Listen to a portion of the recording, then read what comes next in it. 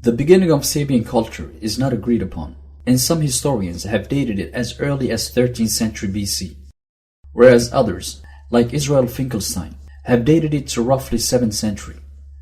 Finkelstein's opinion, as we will see, is the more correct opinion. Sabaean culture reached its recognized state during the reign of Yatha Amar Watar II, who was a contemporary of Sargon II, king of Assyria. Sargon, who controlled the northern state of Israel at this time, reports in his writings that he settled desert Arabs in the capital of Israel, Samaria. One of the Arabs that he mentions in his inscriptions is Saba.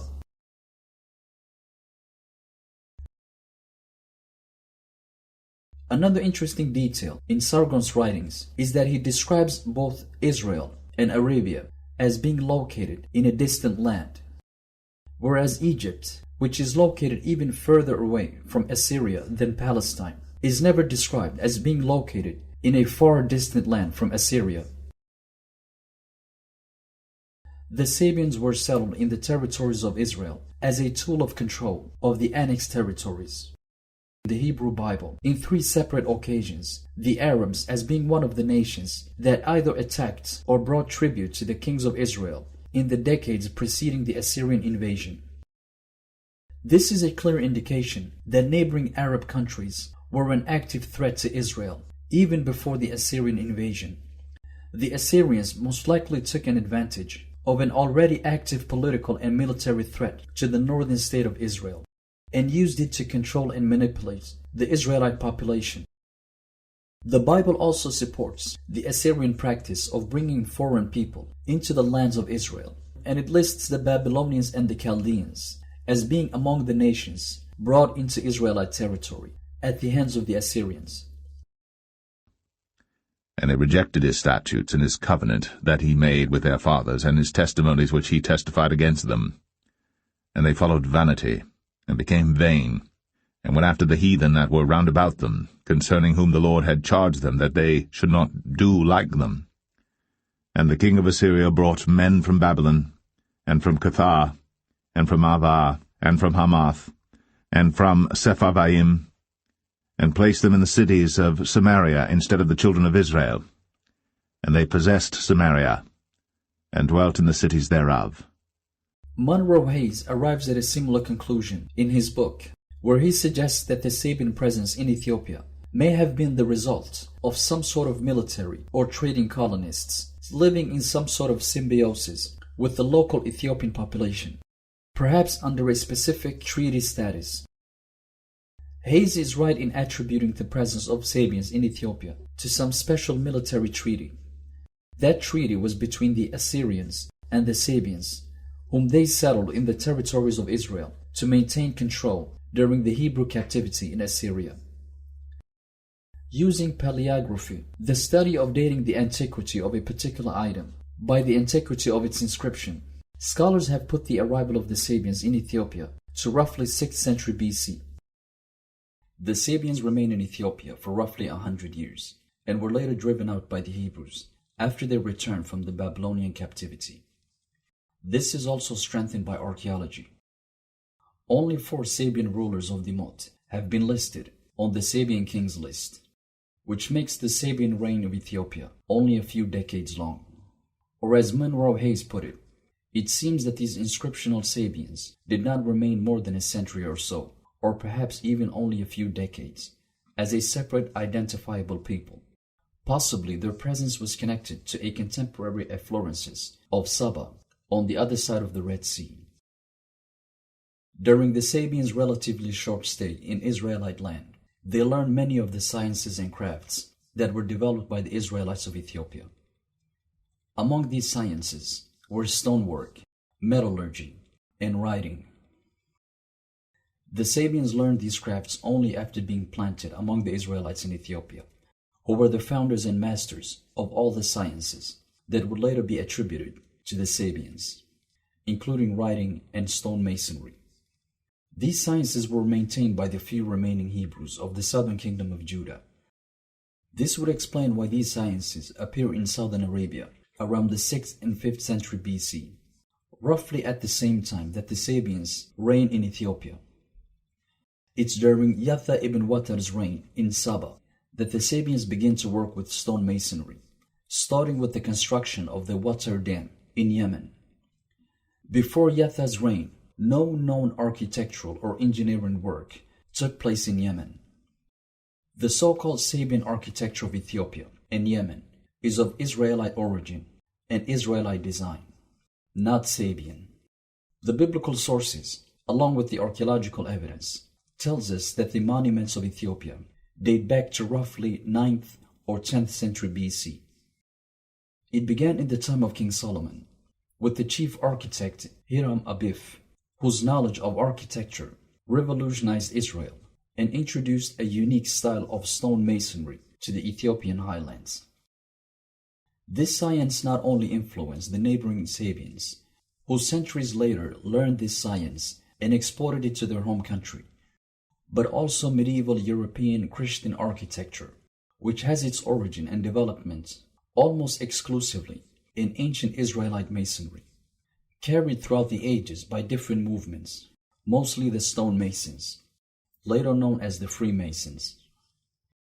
The Ethiopian origin of stonemasonry is still echoed in John J. Robinson's book, Born in Blood, where the lost historical link between stonemasonry and ancient Ethiopia is vaguely recalled. Blindfolded on the ground, the initiate hears the three murderers decide to bury him in a pile of rubble until low 12 midnight, when they will carry the body away from the temple. To symbolize the burial of Hiram Abif, the candidate is wrapped in a blanket and carried to the side of the room. Soon he hears a bell strike 12 times and is carried from the rubble grave to a grave dug on the brow of a hill west of Mount Moriah, that's the Temple Mount. And he hears the murderers agree to mark his grave with a sprig of acacia and then set out to escape to Ethiopia. Note that. An Ethiopian connection right there. Another science that was developed by the Israelites of Ethiopia was an Israelite writing script that was later confused for a South Arabian script and called the Sabaean script. This script was actually developed by the Israelites and was later exported to Southern Arabia. The inscriptions dating from the Sabaean period in Ethiopia are written in two languages: the so-called Sabaean language and another language with certain aspects found later in Ge'ez, and which has been called the Ethiopian script. Both these scripts are of Israelite origin. The latter so-called Ethiopian script represents the standard script of the Israelites. As of this moment, very little is known about this script, and we don't know when and how it was developed. This script would most likely represent the script that the original Hebrew Bible was written in, and thus the Ur text that biblical scholars have been searching for centuries. Unlike the Greek Septuagint or the much later 7th century Masoretic text, which was developed by Middle Eastern converts in Babylon. The original Hebrew script, which the Demote civilization used as its standard script, later evolved into the Ge'ez language that is used in Ethiopia even today, thus making the Ge'ez Bible of the Ethiopian Orthodox Church the closest Bible to the original Hebrew text. The second so-called Sabaean script is also of Israelite origin and was developed in the time of King David. The earliest example of the so-called South Arabian script was found not in Yemen or Arabia, but in Eritrea in the 9th century BC, roughly the time of King David. Its origin has not yet been established, but it has been linked to a much older script, known as the Proto-Semitic script, whose origin in turn has been debated, with some dating it as early as the 19th century and others to the 16th century BC. It is not known exactly how this proto-script later developed into the so-called South Arabian script, nor the link between the two writing systems, if such a link even existed. The South Arabian script reached its peak sometimes in the 6th century BC and was used until the 7th century AD, before being replaced with the modern Arabic script. In Yemen, the script was divided into two categories: the Musnad and the cursive form known as the Zabur. The Musnad was used for everyday documentation, whereas the Zabur was used strictly for religious ceremonial purposes. Zabur is interestingly also the name that the Quran, a 7th century Arabian document, gives to the holy psalms that were revealed to King David, whom it also points out as the originator of the script. Why the Hebrews used so frequently the older Ethiopian script, whereas we find almost no usage of the Zabur script, is not yet clear, but was most likely because the older Hebrew script was used for everyday documentation, like the Sabaeans used the Musnad script, whereas the Zabur was probably used only to contain the holy psalms of David. The Davidic psalms were originally sacred writings that were meant to be recited in a certain way and on specific sacred sites. This probably led the Hebrews to keep the psalms separate from the Torah script, and the Zabur script was most likely used to write down the psalms and preserved a system of instructions on how to read and recite the holy psalms. This would explain why also the Sabaeans used the Zabur strictly for religious purposes. The Davidic Zabur script is one of the exports of the Israelites to the neighboring Sabaeans. When trying to determine the antiquity of the monuments of ancient Ethiopia, researchers have relied heavily on paleography. This methodological error has led scholars to dating the antiquity of the monuments of Ethiopia and Yemen to the same time, to roughly the 6th century.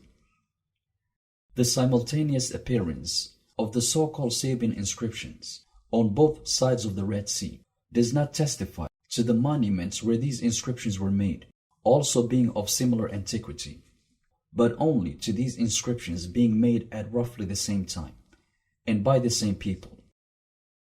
In other words, the writings that are found on the monuments of Ethiopia and Yemen were made roughly at the same time, around the 6th or 5th century BC, and by the same people.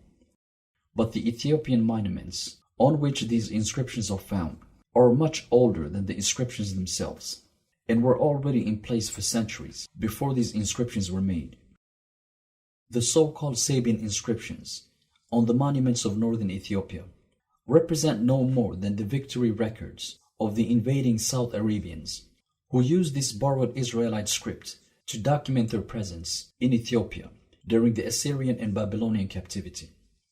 The inscriptions document their temporary presence in the largest cities of Israel, and their bringing their idolatrous religions to Israelite territory, a practice which the Bible reports to have occurred in the Holy Land during the Assyrian and Babylonian captivity. Howbeit, every nation made gods of their own, and put them in the houses of the high places which the Samaritans had made, every nation in their cities wherein they dwelt. This practice must have continued well into Sargon's time and afterwards, as it would explain why we find Sabaean moon and sun symbolism on the monuments of northern Ethiopia. These are the material remnants of the idol worship in ancient Israel during the Assyrian and Babylonian captivity. What happened after the expulsion of the Sabaeans from Ethiopia is not yet known, and the Bible mentions nothing about the Sabaeans' arrival, presence, and expulsion from Israel, which indicates that their presence, much like their expulsion, had very little impact on Israelite society and culture. We're also not given any particular information about the nations that were expelled out of the Holy Land after the Hebrews returned to Israel. The Bible tells us only that there were foreign nations in the land of Israel during the captivity, and that these nations were later driven out by the Hebrews. We also find no particular information on the fate of the Israelites after the return from the Babylonian captivity, and archaeology reveals very little about the period after the 5th century BC. The only thing that we know for sure is that the Israelite kingdom of Ethiopia broke up into smaller kingdoms before being replaced with the great Aksumite monarchy, sometimes in the 1st century BC. Where the Israelites of Ethiopia went after the 1st century, and what happened to them, and which people they are represented by today, will be the point of our discussion. in a future episode.